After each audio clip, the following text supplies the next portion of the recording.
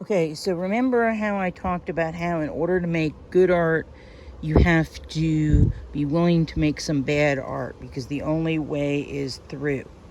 So I'm going to show you a perfect example of that in this project I'm working on. So you go through the forest to a castle.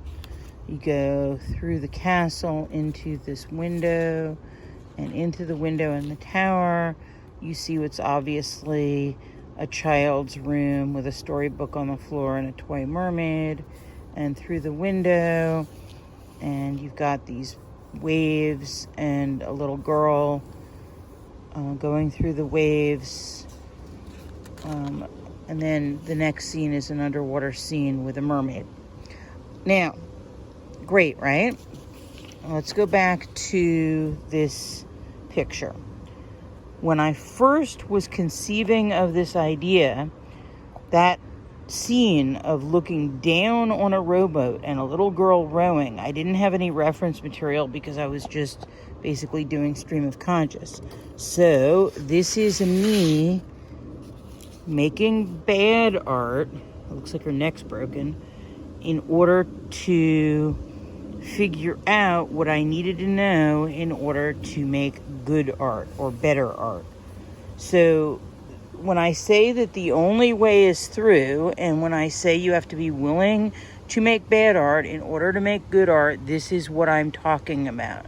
You have to be willing to admit what your artwork lacks. You need to understand when it's not working, but look at it to see what is not working about it.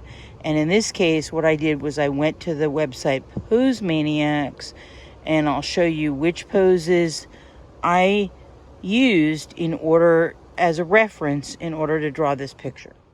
So Pose Maniacs is a free website. You can access it either on your phone or on a computer, and you can rotate the figure in space to get it pretty much at the exact angle you're trying to draw.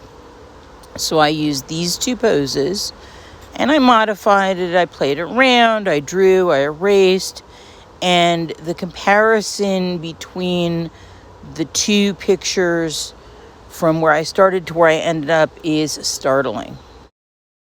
There's absolutely no comparison. I mean, I knew I was messing up as I was drawing this. I have this thought process where I think, finish, not perfect. So I'm going to finish it, but then I'm going to learn from it. So I looked at it and I realized that this was an above view and this was a side view, and I combined them, and it looked like her neck was broken. Her arms looked a little awkward. I realized I didn't have the foreshortening right. I didn't have the angle right. I just was unsure how to do it and what I was doing, and I was aware of it at the time that I was drawing it, but instead of crumpling it up and throwing it away, I persevered.